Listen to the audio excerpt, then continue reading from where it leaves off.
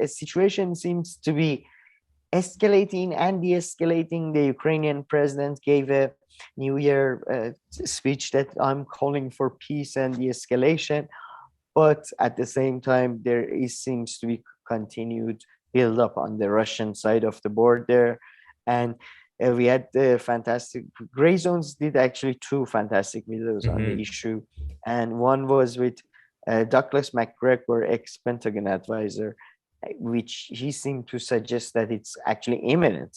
I was a bit surprised by his take. I still think unless Ukrainians force the Russians' hand, I doubt Russians will come in. But it's possible. But he was saying their hand is forced anyways.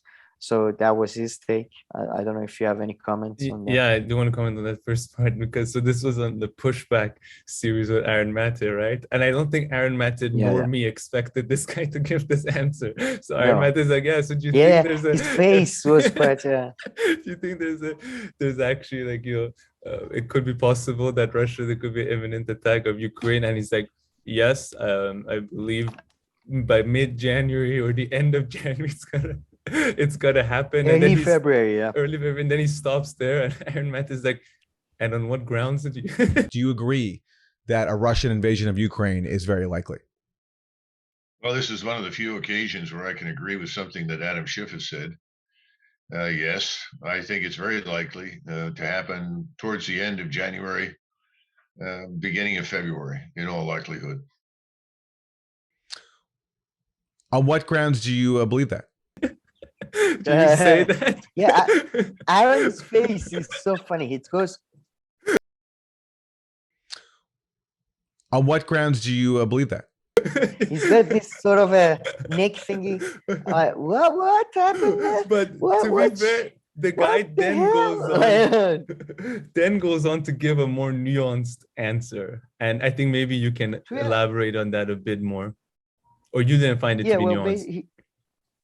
No, I thought it was nuanced. I still think Ukrainians have to make the first move because Russia economically really doesn't want to integrate the eastern part of Ukraine, because right now they have their own economic issues. That although there is war is never an unpopular thing, especially a short-term war that you definitely can win. And I assume and I think it would be actually a good thing that the Russian-speaking parts of Ukraine will inevitably become part of Russia. They will be integrated in Russia up to Odessa. I mean, Odessa is that the river? Oh no, sorry. No, Odessa is a city. The river is Danube, eastern side of Danube, it's sort of a river that sort of bends westward, and then Odessa was a city founded by Catherine the Great, the Russian empress. And it used to be called the southern capital. So, it's just, it's Russian. Just let the Russians have them. And I don't think right now they would want to do that because if they do that, there will be, inevitably there will be more problems regarding Nord Stream 2, more problems regarding their relations with Europe. It probably won't be huge problems, but it would be annoying problems. But I do agree with Mr. McGregor. He seems to suggest that America is not basically... I don't think America is ignoring Russia's pleas. It's just America is not even nothing is in charge right now. So what is coming out is a very uncoordinated policy. And there are loads of people who want to, with vested interest in starting something with Russia. So yeah, and I mean the nuanced fact that I was referring to is that he kind of says that they would attack exactly eastern part, not attack or like invade, whatever. Yeah, invade the eastern part of Ukraine. Take over the eastern part of Ukraine, which is like, he says the population there sees themselves as Russians, and he said taking over all of Ukraine is not even military feasible. They don't have the preparation right now, and it would turn into a long war. So that answer of his, that part kind of went more closely with the other really good expert, the Gray Zone, had about a few weeks ago, which we discussed. And he was talking about, Russia, they can't really invade Ukraine right now. So so I guess his answer was like, yes, they're going to invade half of Ukraine in the next coming weeks, which is still, Aaron would have still been shocked, but I think no, but it's completely like, that's actually something I think Mr. Cohen years ago also this, because as he mentions, the borders following the collapse of Soviet Union, the borders were drawn in such a haphazard and just random way, that it was bound like ethnic issues like that were bound to happen in many ways. But yeah, that was our 2 cents on that. Shall I? Anything else more from this video? I mean, it was interesting because this person was in the Trump administration, and he kind of made himself seem like he was the voice of reason during that time.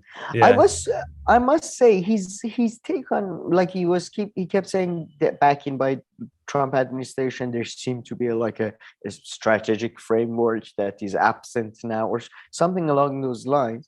But I think that was the part at the end that sort of disappointed me, because his take on the Biden Trump administration seemed to be, on Trump himself seemed to be somewhat, I mean, he was very negative on Pompeo and all that. But Mattis. I think and Mattis, which obviously everybody's negative on him. But I was a bit, I'm not sure if there is that much difference from Trump times to Biden times. I don't know, but there may be. And the other interesting thing that he said in that video, this was like a very strategic one. He's like, and yet the reason that I had told Donald Trump, to come out of Afghanistan during the winter is because there would be much less bloodshed, and during the winter, the Taliban, the fighters will be like, trying to stay cozy up in the mountains because of snow. They wouldn't have easy access to come out and fight, and it would be like the perfect time to leave Afghanistan. But he said, but Biden did it later on towards the end of the summer.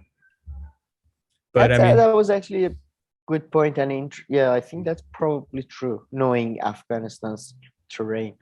So But final point on this, I mean, for someone who was in the U.S. military and stuff, he was extremely, extremely reasonable. Maybe you don't agree with everything that he says, but I mean, man, it's especially in the mid-level of military and universities, all that. In mid-level especially, you find a lot of good and rational people. It's just usually idiots, genuine idiots, like Colin Powell rise to the top positions, because there is that thing. First of all, you don't want to have a military guy that is too independent thinking and all that.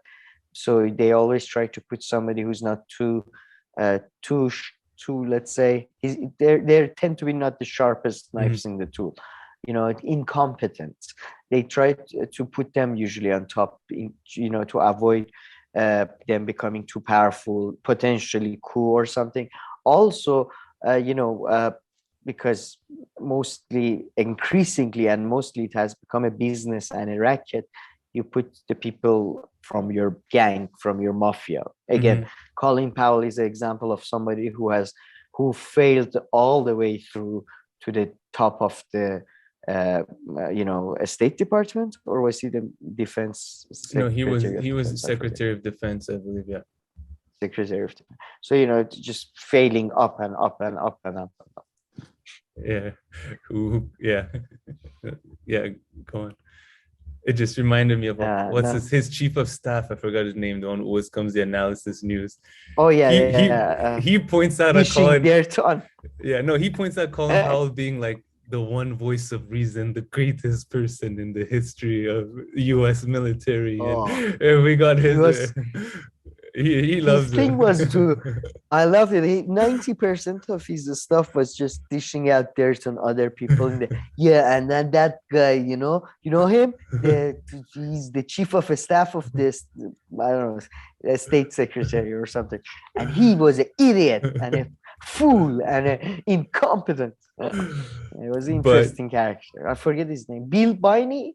No. no, Bill? No. no. Ah, forgot the name. But great stuff. I thought it was a good. Aaron Maté found an interesting person to interview. I love the Aaron Maté, but Aaron Maté's angry face is this. And then he went down. What do you base that on? And what's your address? just very, yeah. Yeah, keep on talking. Yeah. But no, then the interview went smoothly after that, I should say. Yeah, there weren't too many. It was but I loved his angry face. Was like this a stoic like hero from movies that You're going down.